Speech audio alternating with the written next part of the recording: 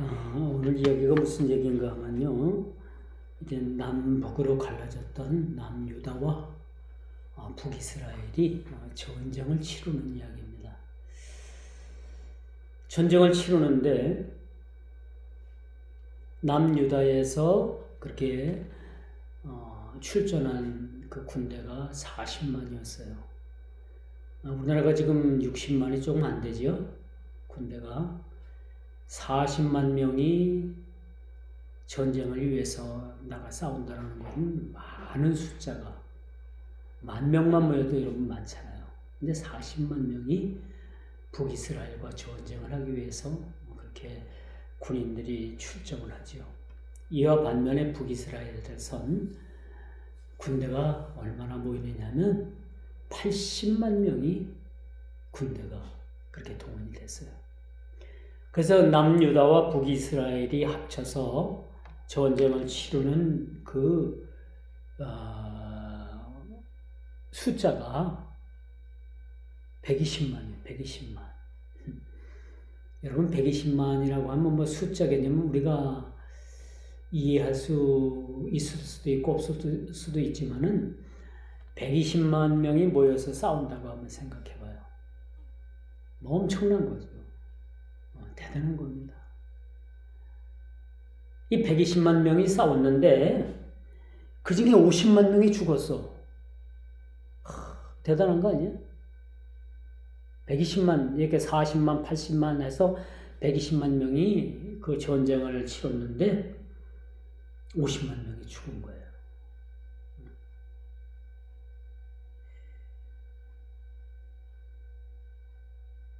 그래서 하나님께서 이제 전쟁을 이 상태로 이제 멈춰라 그렇게 말씀하시잖아요.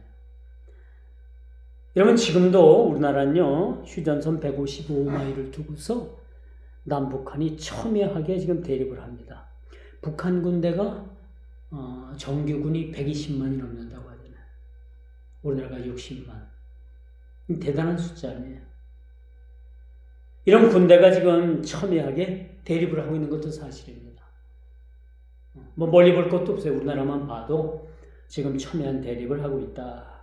남북한 군대가 지금 거의 한 200만 가깝게, 북한이 뭐 노동조기대 동원될 수 있는 그 군대가 한 140만이 넘는다고 하니까 우리나라하고 합치면 200만이 넘는 군대예요. 지금 이렇게 서로 남북한이 대치를 하고 있어요. 이 성경을 읽어보면 우리나라 상황과 비슷한 내용들이 많아. 그렇죠?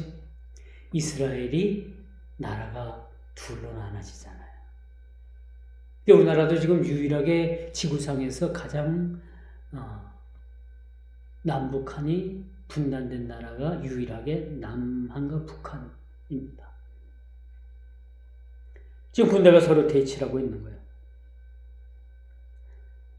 여러분 언제나 전쟁은 참혹합니다. 오늘 여기 본문에 보니까 50만이 죽었어요.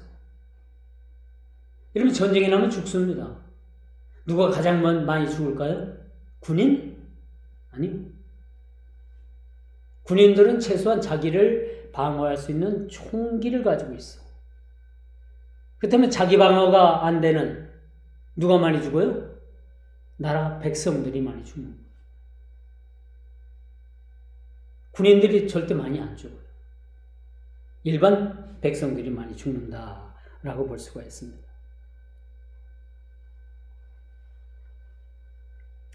그래서 지금도 뭐 지구는 트럼프는 뭐 지금 뭐 전쟁 종식을 위해서 전쟁도 일으키기도 하고 또 세계 그 3대 축으로 4대 축으로 일컫는 러시아, 중공, 북한, 이란, 그렇죠?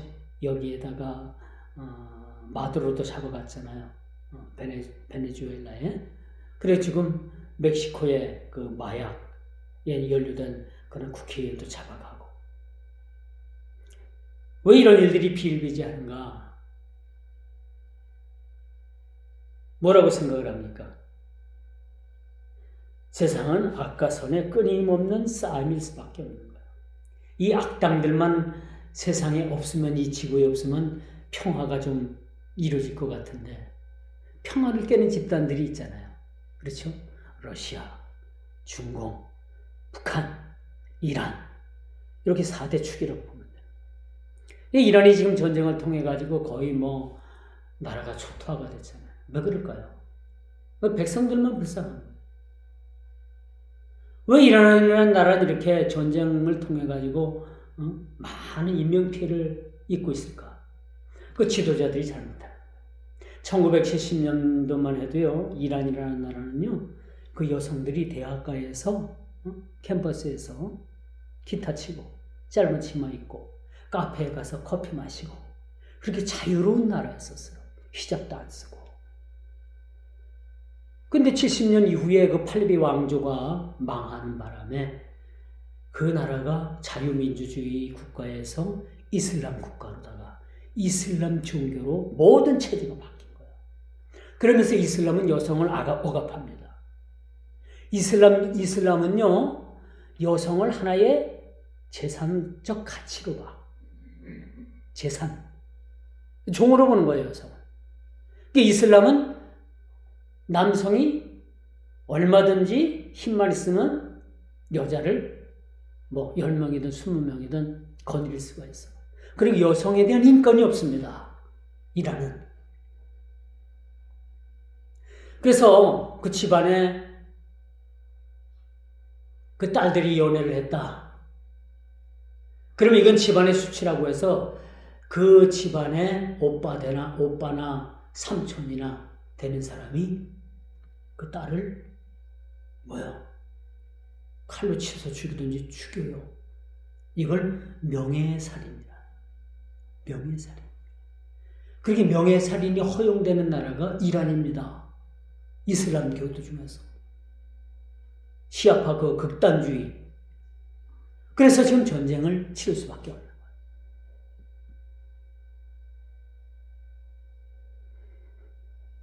오늘 전쟁 이야기로 한번 돌아가 봅시다. 왜 남유다와 북이스라엘이 전쟁을 했는가? 그런데 오늘 10절에 그런 고백이 나와요. 아주 중요한 고백이 나옵니다. 전쟁 중에 이런 고백을 해요. 남유다 측에서.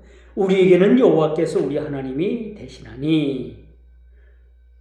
북이스라엘은 뭐예요? 남유다에 비해서 북이스라엘은 남유다로 가는 그런 성전을 향해 가는 길을 모두 막았어요. 그리고 사마리아 성에다가 뭘 세웠냐면 금송아지를 세우고 그 금송아지를 하나님 대신 그렇게 섬기는 그런 나라가 됐죠. 그리고 제사장들을 다 쫓아냈어요. 제사장 하면 레위 자손, 아론의 레위 자손들이 제사장이 되고 성전의 업무 일을 봐야 되는데 이 사람들을 전부 다 해고시키고 일반 사람들을 제사장을 삼은 거예요. 그러니까 북이스라엘에서 그 제사장 업무를 감당했던 레위인, 또 제사장 업무를 맡았던 사람들이 다 어디로 왔느냐? 남유다로 넘어오게 된 거예요. 이런 상황에서 전쟁이 터진 겁니다. 그러면 마땅히 이 전쟁의 주관자는 누구고 이 전쟁을 승패를 가늠할 만한 가늠하실 만한 그러한 조건이 무엇이었느냐?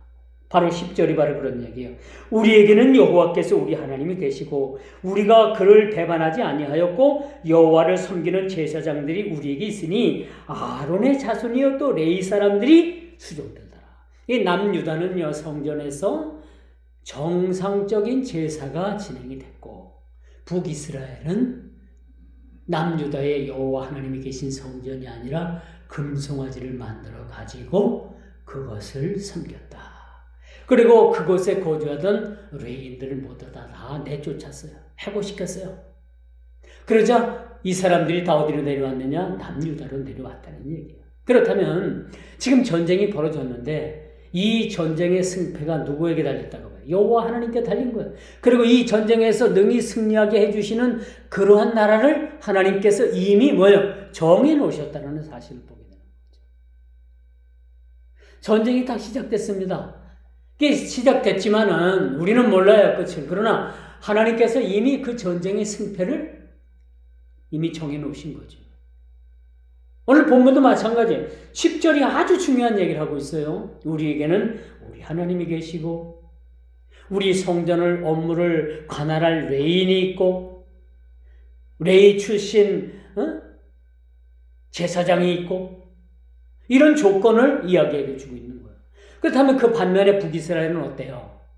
사신 하나님을 버렸고 그 사신 하나님 대신에 금송아지를 만들었고 또 섬겨야 될 레인을 쫓아냈고 그들을 해고시켰어요. 그런 상황이 됐다는 사실을 보게 됩니다. 그래서 오늘 본문은 바로 그런 얘기를 해주고 있어요. 아주 중요한 사실은 하나님께서 남유다 편에 서 계신다는 거예요. 여러분 아무리 그 무기가 최신식 무기고 많은 군대를 가지고 있어도 하나님께서 함께 하시지 않으면 그 전쟁은 패하고 만다는 사실을 우리가 보게 되는 거예요. 우리 인생도 마찬가지죠. 우리가 상겹줄다가 에어쌈을 당하고 그렇죠? 좌우의 모든 적군이 진을 치고 있고 어떤 상황을 봐도 우리가 이 상황을 극복할 만한 상황이 안 되고 이 상황에서 우리가 질 수밖에 없다 라고 했을 때 하나님께서 누구 편에 서 계시냐는 얘기죠. 우리 인생의 삶 가운데 하나님께서 누구 편에 서 계시느냐? 우리 편에 계시느냐? 아니면 세상 사람의 편에 계시느냐?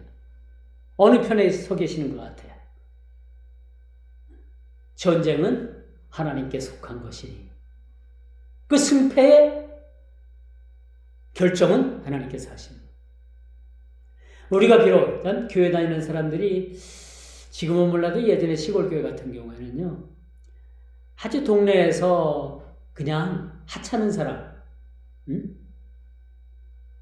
속된 말로 말해서 별 볼 일 없는 사람 그 마을에서 좀 유지되는 사람들은 교회 안 나오고 교회 나오는 사람은 맨날 그냥 별 볼 일 없고 그런 사람들이 교회에 나온단 말이에요. 이렇게 세상 사람들이 교회 다니는 사람들을 우습게 봐요. 그러나 분명한 것은 궁극적으로 볼 것 같으면요. 하나님께서는 부족한 사람들을 통해서 잘나고 똑똑하고 교만한 사람들을 부끄럽게 하는 것이 성경의 원리인 거예요. 이렇게 못나고 부족하고 연약하고 보잘것없는 사람들을 들어서 하나님께서는 뭐야? 그들을 쓰신다니까. 잘난 사람들을 부끄럽게 한다니까요. 오늘 말씀이 똑같아요. 비록 유다는 40만 병력밖에 없고요. 배가 되는 북이스라엘은 80만 군대를 가지고 있어요. 이런 상황에서 이 상황에서 엄밀히 따진다면 많은 군대를 거느린 그런 나라가 유리할 수밖에 없는 거예요. 그러나 하나님께서는 이 80만 군대라는 2대1이라는 이 싸움에서 하나님께서 누구 손을 들어주셨느냐? 남유다의 손을 들어주신 거예요. 왜? 그들이 예뻐서? 이쁜 짓을 해서? 물론 그렇다고 봐야죠. 10절이 오늘 본문 10절이 바로 그런 얘기를 해주고 있는 거예요. 본문 10절. 본문 10절이 오늘 전체 오늘 13장의 키워드입니다. 왜 하나님께서 남유다를 이기게 해주셨는가? 거기에 이유가 오늘 분명히 쓰여져 있어요. 다시 한번 제가 읽어드립니다. 우리에게는 여호와께서 우리 하나님이 되시니 우리가 그를 배반하지 아니하였고 여호와를 섬기는 제사장들이 있으니. 그렇죠?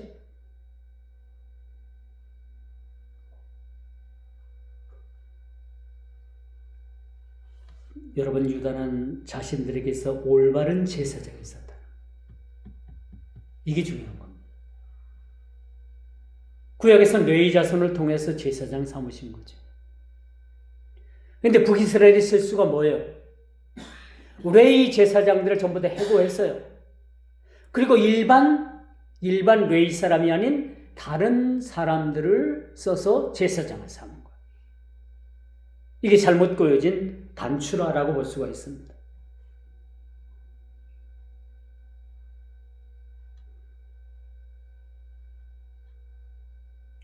여러분 군사력으로만 본다면 뭐 40만 대 80만이니까 2대 1이잖아요. 북이스라엘이 얼마든지 유리할 수가 있었던 거예요. 그리고 반면에 남유다는 절대적인 열세에 있었던 것도 사실이죠. 그러나 하나님께서는 전쟁을 많은 숫자를 가지고 하시는 것이 아니다. 여러분들이 반드시 여러분 가지고 있는 통장에 많은 돈을 가지고 있다고 해서 그것이 행복이고 그것이 여러분의 미래를 결정하는 것은 아니다.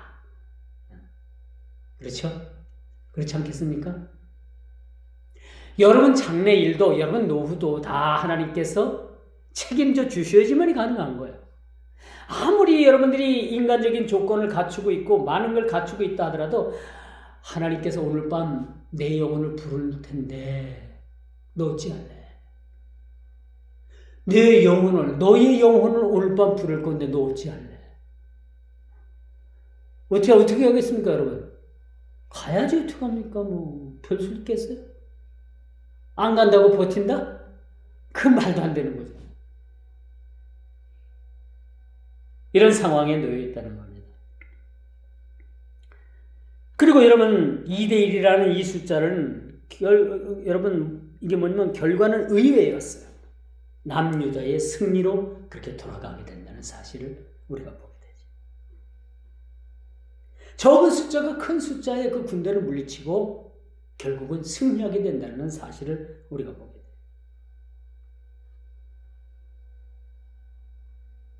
그래서 유다 아비야가 승리를 확신할 수 있었던 것은요, 전적으로 그들이 가지고 있는 군사력이나 어떤 조건을 보지 아니하고 하나님과의 맺은 언약을 그가 기억을 했던 거예요.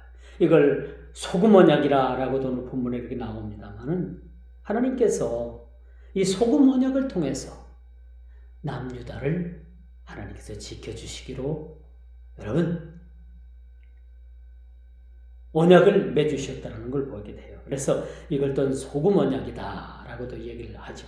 자, 북이스라엘은 금송아지를 만들었고 레위 자손이 아닌 일반 사람을 대가로 받고 제사장으로 삼았다라고 구절에 그렇게 말씀해요. 이게 결정적인 실수입니다. 구절에 보면 남유다와 북이스라엘의 차이가 어디 있느냐? 오늘 구절 말씀입니다.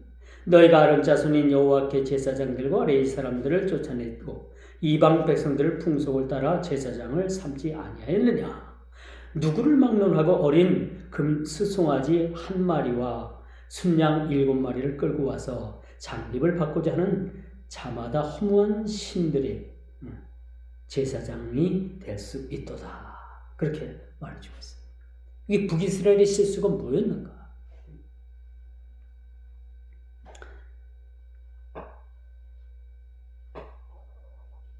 그래서 여호와를 섬기는 제사장과 레위 사람들이 있고 말씀대로 제사를 드리고 있음을 강조해주고 있어요. 이게 성경적이다. 말씀에서 떠나지 아니했다. 하나님 명령하신 대로, 하나님 정하신 대로 남유다 왕 아비야는 이렇게 행했다는 것을 우리가 보게 되는 거죠. 우리가 내 입맛에 맞게 하나님을 바꾸는 것은 우상숭배입니다. 내 입맛에 맞는 하나님. 우리 가끔 그런 실수할 수 있어요. 그러나 분명히 하나님은 내 입맛에 맞는 하나님은 아니야. 음식은 내 입맛에 맞는 음식을 제가 골라서 사 먹을 수도 있고 해 먹을 수도 있어요. 그러나 하나님을 섬기는 것은요, 내 입맛대로 하나님을 섬기는 건 아니다. 하나님을 섬긴다는 것은 늘 뭐야? 쓴맛과 단맛과 신맛과 여러 맛을 같이 우리가 느낄 수밖에 없는 거죠. 하나님은 언제나 우리에게 오셔서 사랑으로, 언제나 사랑으로, 그러나 그 반면에 사랑이라는 그 측면, 그 옆면에는 엄연히 심판하시는 무서운 하나님을 잊고 있을 때도 있는데, 분명한 것은 사랑의 하나님의 모습도 있지만 분명히 하나님은 심판하시는 그런 무서운 얼굴을 하고 계시는 하나님이시라는 사실을 우리는 잊어서는 안 된다는 사실을 여러분 알아야 되는 거죠. 그러므로 여러분 참된 신앙은 내 편리에 하나님을 맞추는 것이 아니라 하나님 말씀에 나를 맞추는 하나님 중심으로 살아가야 되는 거죠. 그렇죠? 내 편리에 의해서 하나님을 맞추는 게 아니에요. 하나님 말씀에 나를 맞추는 그러한 믿음의 신앙이 우리에게 필요하다라고 말씀드릴 수가 있습니다. 이제 마지막으로 위기가 우리 삶 가운데 찾아올 때 사방이 막히고 절제절명의 위기 속에 우리가 놓였다 하더라도 오늘 남유다 같은 그들에게는 섬기는 하나님이 계시고 하나님께 제사를 드릴 레위 제사장이 있고 성전 업무를 맡은 레위 사람들이 있고 모든 격식과 모든 절차와 모든 그 예절과 모든 것이 하나님께서 명하신 대로 그것이 완벽하게 맞아떨어질 때 하나님께서는 거기서 역사를 하시는 겁니다. 우리가 죄 중에 있으면 하나님께서는 우리 삶 가운데 떠나가시는 거예요.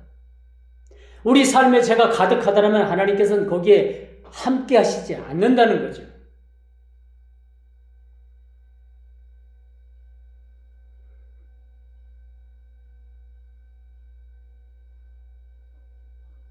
그러므로 사방의 절제절명의 의기 속에서도 우리가 세상과 타협하지 아니하고 굴절된 그런 신앙을 갖지 아니하고 올곧고 곧은 신앙으로 우리가 살아가야 되는 거예요. 자, 이제 말씀의 결론을 맺을게요. 우리 삶의 사방이 막히는 위기가 찾아올 때가 있습니다. 그렇죠?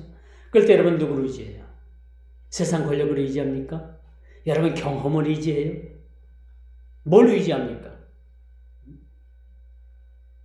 우리는 있는 힘을 다해서 우리의 무력함을 인정하고 하나님을 전적으로 신뢰할 때 하나님께서 그때부터 우리 삶에 개입하시는 거예요. 그때까지는 두고 보십니다. 어떻게 하나 두고 보시는 거예요, 하나님께서. 그리고 철저하게 우리의 무력함을 깨닫고 우리 자신이 하나님을 전적으로 의지할 때 그때부터 하나님께서 우리 삶 가운데 오셔서 역사하시는 거예요. 오늘도 세상은 80만 군대가 동원이 돼서 우리를 넘봅니다. 우리는 숫자 세보니까 40만 밖에 안 돼. 2대 1이야. 확실히 적진이 유리해. 그러나 비록 우리는 숫자는 적지만 우리와 함께 하실 하나님이 계신다는 사실들을 우리가 인정하고 나갈 때 이 싸움은 분명히 그 이미 승패가 갈려진 싸움이다. 이미 결정난 싸움이다라는 것을 우리가 깨닫게 되는 거예요. 이런 경험들이 여러분 삶 가운데 있기를 주님의 이름으로 축원하면서 말씀을 맺도록 하겠습니다. 기도합니다.